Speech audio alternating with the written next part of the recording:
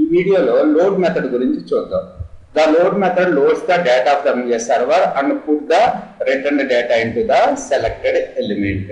అంటే ఏంటి, load method ఏం చేస్తుంది, సర్వర్ నుంచి డేటా తీసుకొచ్చి మనం చూస్ చేసుకున్న ఎలిమెంట్ లో డేటాని పెడుతుంది అంటుంది.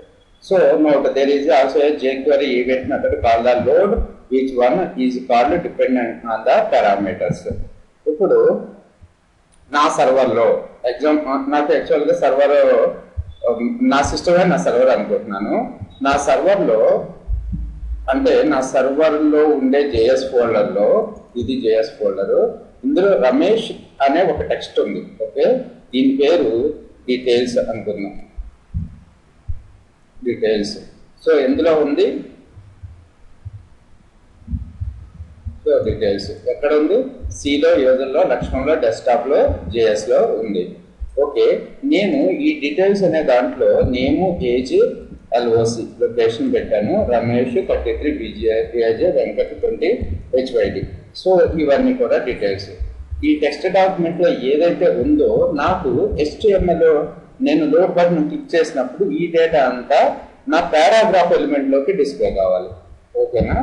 సో దీని పర్పస్ లోడ్ మెథడ్ అనేది యూజ్ అవుతూ ఉంటుంది. ఇక్కడ చూడండి, $document.ready function $button button click చేసినప్పుడు #RAM1. సో ఇక్కడ చూసినట్టయితే ఇక్కడ నాకు 2 పారాగ్రాఫ్స్ ఉన్నాయి కాబట్టి నేను ఒక పారాగ్రాఫ్ కి ఐడిని డిక్లేర్ చేశాను, RAM1 అని. మూవింగ్ డేటా ఈ పారాగ్రాఫ్ లో టెక్స్ట్ పెట్టాను. బటన్ లో క్లిక్ లోడ్ అనే ఒక బటన్ క్రియేట్ చేశాను. సో బటన్ క్లిక్ చేసినప్పుడు $RAM1 అనే క్లాస్ ఐడి సెలెక్టర్ లోకి లోడ్.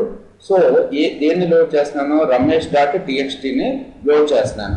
యాక్చువల్ గా నాకు ఈ డాక్యుమెంట్ ఎక్కడ సేవ్ అవుతుంది, నేను ఎక్కడ సేవ్ చేస్తున్నాను,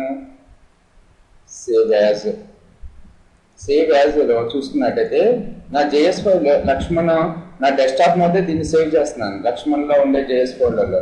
సో నా లొకేషను నా HTML ఫైల్ లొకేషను అండ్ నా డేటా ఫైల్ లొకేషన్ 2 ఒకటే కాబట్టి మనం డీటెయిల్స్ 2 ఒకటే లొకేషన్ లో సేవ్ ఉన్నాయి కాబట్టి మనం ఇక్కడ ఏమి పాత్ మెన్షన్ చేయాల్సిన అవసరం లేదు. ఇక్కడ డైరెక్ట్ గా details.txt అని ఇచ్చేస్తే సరిపోతుంది. లేదు, ఈ details.txt అనేది మన సి డ్రైవ్ లో, సో సి డ్రైవ్ లో ఎక్కడో ఉందనుకుందాం, ఎక్కడ ఉంది, డెల్లో ఉందనుకుందాం, రైట్? పేస్ట్. సారీ,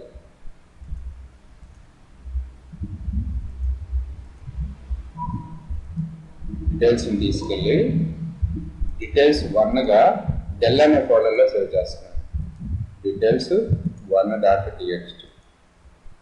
ఓకే, మరి దీన్ని ఎలా లోడ్ చేసుకోవాలో తర్వాత చెప్తాను. ముందైతే అసలు లోడ్ అవుతుందో లేదో చూడండి document. So RAM1 load details.txt 2 files ని సేవ్ చేసుకోండి. Run. So load, click to load. So load అయిందా, నేమ్, ఏజ్, ఎల్ఓ, రమేష్, ఈ టెక్స్ట్ అంతా కూడా మన టెక్స్ట్ లో ఉన్న డేటా అంతా కూడా details.txt ఫైల్లో ఉన్న డేటా అంతా కూడా లోడ్ అయింది. సో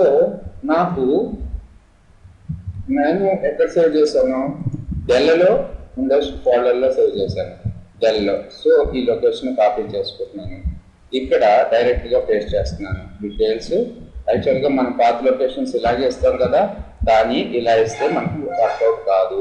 ఓకే, మరి దీన్ని చూడండి, ఈ details1.txt. సో details1.txt లో ఏం పెడుతున్నానంటే కంటెంట్ మార్చేద్దాం, ఏదో టెక్స్ట్ పెట్టాను. Okay, save.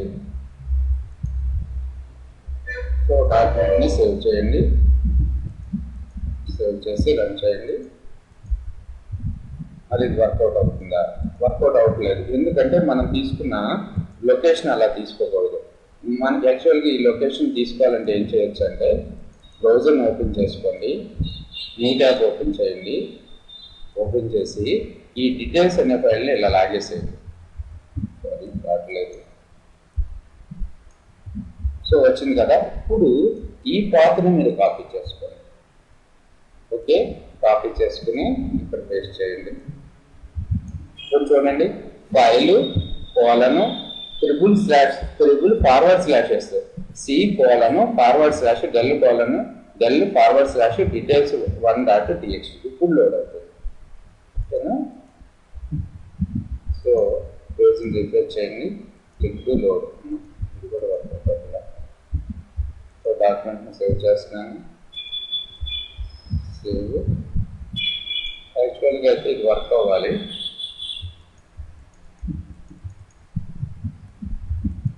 సేమ్ లొకేషన్లో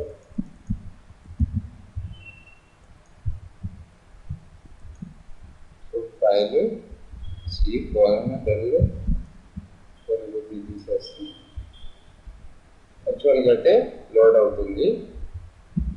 ఓకే, సారీ, ఇది ఎందుకు వర్క్ అవుతుందో అర్థం కావట్లేదు. ఈ విధంగా మనం యాక్చువల్గా ఇది రావట్లేదు కాబట్టి మీరు ఈ డీటెయిల్స్ 1.txt ఫైల్ని మీరు ఎక్కడైతే HTML ఫైల్ని సేవ్ చేస్తున్నారో అక్కడే సేవ్ చేసుకోండి. Okay, thanks for listening.